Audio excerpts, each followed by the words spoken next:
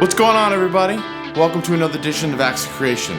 In this week's lesson, we're going to look at how we can create some really simple drop D, ambient style riffs, writings, melodies, all that kind of stuff. So, not too long ago, I did a video called Not Just for Shred, okay? And we talked about using 3-note per string scale fragments, basically limiting ourselves to a string set and exploring a mode, right? We looked at the Dorian mode, and that was in standard tuning. That was a lot of fun. And today, we're gonna follow that up and do a little drop D style exploration, okay? So I am in drop D tuning.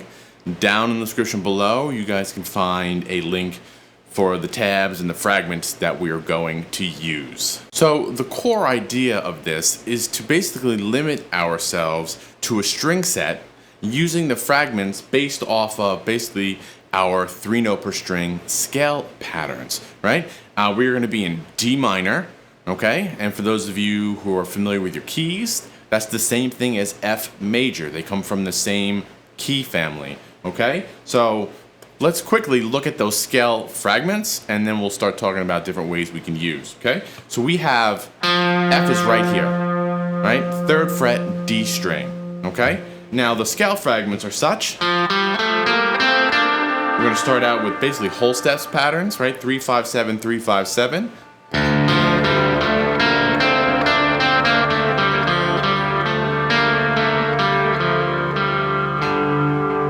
And if I put that D underneath that, you're gonna get a real minor dark sound out of that. And that's kind of what we're gonna be doing here, right?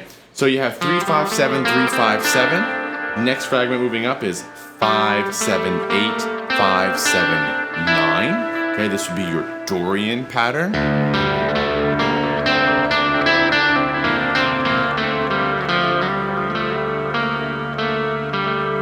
And we're not going to be Dorian or this is Ionian or things like that. We're really just using the scale fragments from the mode, which is why I'm calling them out. And we're going just exploring D minor, just limiting ourselves and creating shapes and patterns with these fragments. Next one is 7-8-10, 7-9-10.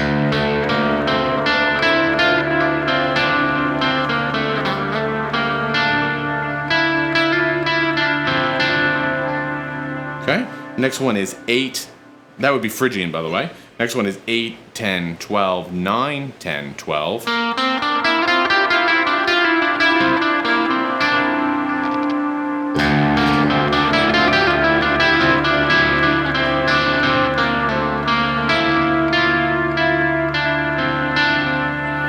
Really nice sound there. Next, we're gonna have another whole step pattern, 10, 12, 14, 10, 12, 14. And this is your Mixolydian.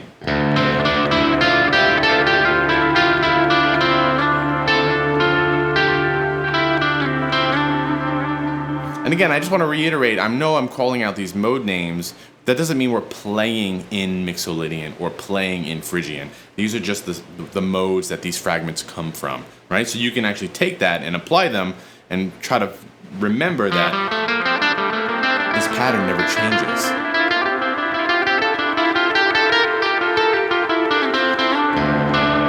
Alright, so our next one is the D minor pattern, D, right here, 12, 12, 14, 15, 12, 14, 15.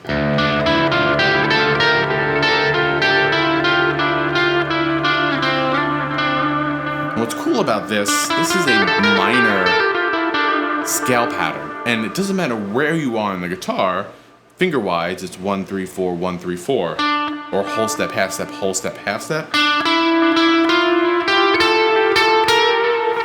Anytime you play that shape on the guitar, it's gonna imply a minor sound, right? So you can use that in other keys. And then the last one, the 7th one, is the Locrian, 14, 15, 17, 14, 15, 17.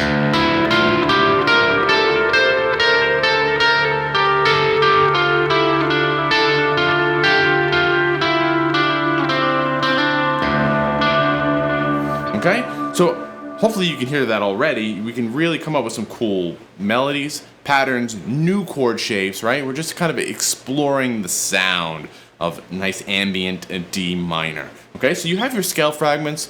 You could also go up the scale using thirds, right? And that's going to follow the chord scale. So if you don't know what that is, it's basically you put a chord on each one of these notes, and that's the same for every key, and it's a formula, right? A plus B equals C, it's always the same, which is nice for us guitar players, simple-minded guitar players, right? So that means I can play major thirds, minor thirds.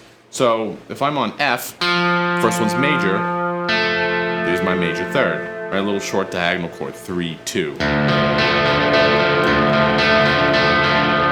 The next one is minor, so a minor third. That third has to come down an extra space, so it's 3 and 5. The next one is minor. The next two are major.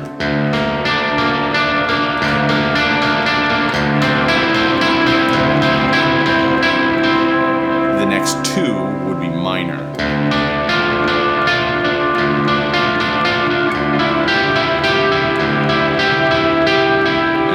Back to where we started with the major.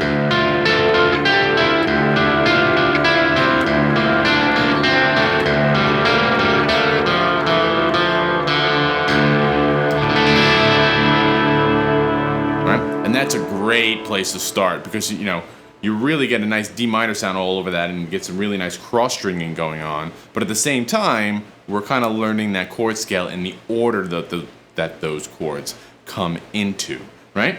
So playing off of that, we can do fifths on all of those. Right,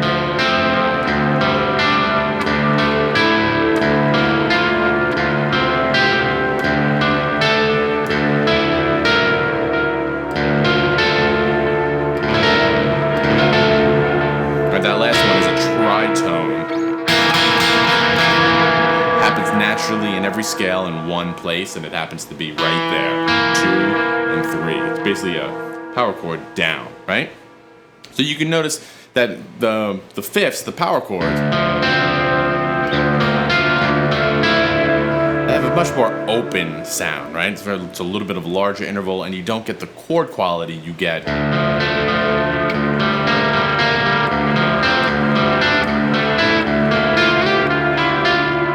that you get with the major and minor thirds, right?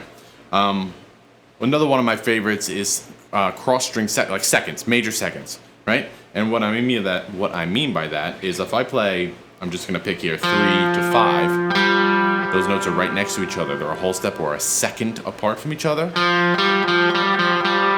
right? So you can cross string that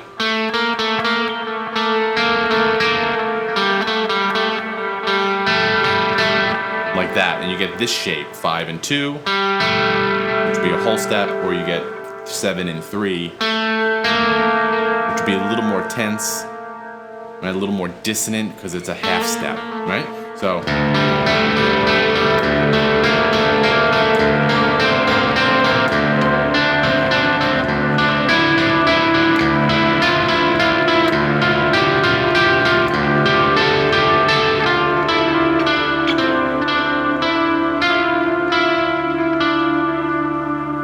I find that seconds can be very expressive, right? And what I mean by that is they emote, right? You can get a lot of energy and emotion out of them, all right?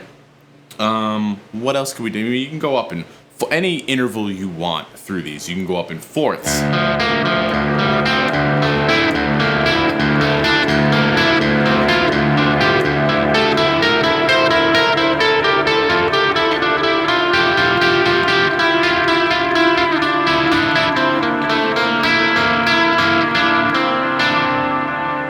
Can really have some fun and explore the sound of drop D, as well as hopefully kind of navigating your fretboard, right? Which is nice. We've talked a lot about drop D on this channel and different ways you can explore it, and this is just another way. But you can just turn on your delays and your reverbs and get lost in the wash of all that and really have fun and really hear how each one of these notes sound over D.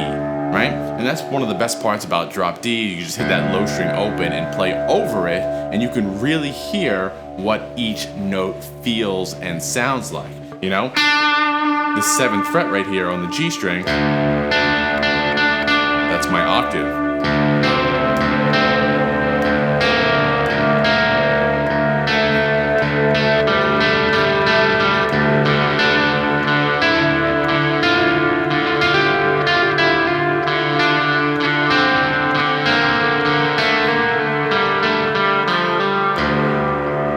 Sounds really, really nice. Love doing that kind of stuff, right? Playing, going back to our fifths, you can do power chords.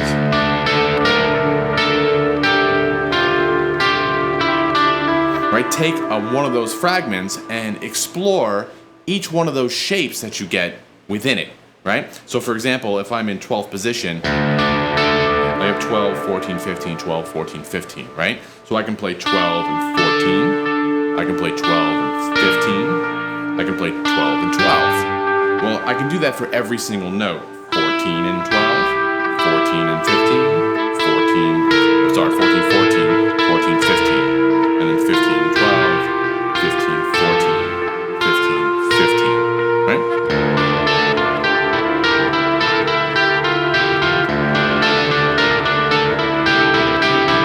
And then you can do that for all your positions.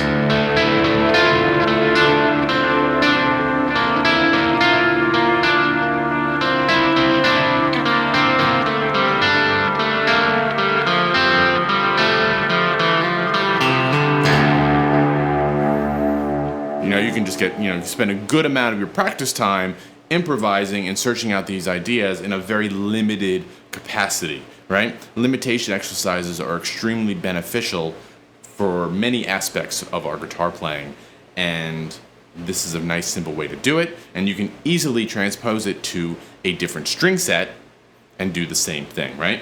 I can take F, now I can play on the top 3 strings, and those fragments and the order of them is identical.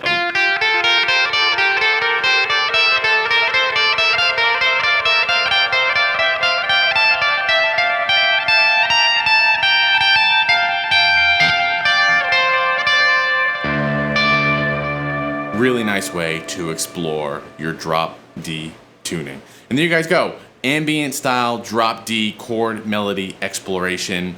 Down in the link below you can find the tabs, or down in the description below you can find a link for the tabs. Please click on that subscribe button. We do this stuff weekly, lots of fun here, and as always, let me know what you come up with. So until then, I'll see you next time. Thanks a lot.